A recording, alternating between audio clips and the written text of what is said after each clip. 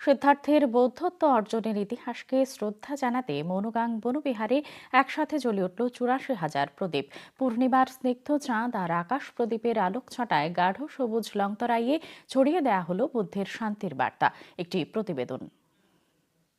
প্রতি বছরের ন্যায় এবারও গৌতম বুদ্ধের বৌদ্ধত্ব অর্জনের ইতিহাসকে স্মরণে রেখে ধলাই জেলার মনুগাং বনবিহারে আয়োজন করা হয় বিশেষ অনুষ্ঠানের। জেলার মনু রেল স্টেশনের সন্নিকটে মাধব মাস্টার পাড়ায় লংতরাই পাহাড়ের কোলে রয়েছে বৌদ্ধ ধর্মাবলম্বীদের এই মন্দির। ১ মাস ব্যাপী আকাশ প্রদীপ জ্বালানোর অন্তিম দিনে অর্থাৎ গতকাল সন্ধ্যায় এখানে একসাথে জ্বালানো হয় ৮৪,০০০ প্রদীপ। পূর্ণিমার চাঁদ আর প্রদীপের আলোক শিখায় আলোকিত হয়ে ওঠে গোটা এলাকা। এর আগে সকাল থেকে দিনভর চলে প্রার্থনা।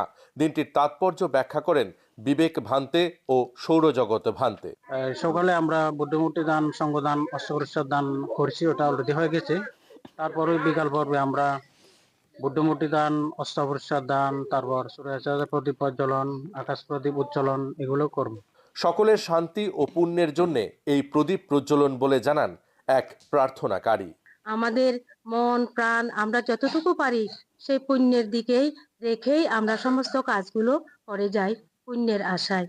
যেহেতু আমাদের বৌদ্ধ ধর্ম শেষ লক্ষ্য হচ্ছে নির্বাণ, সেই নির্বাণে পৌঁছতে গেলে আমাদের কিছু না কিছু পুণ্যকর্ম, কুশল কর্ম এগুলি করে যেতে হয়।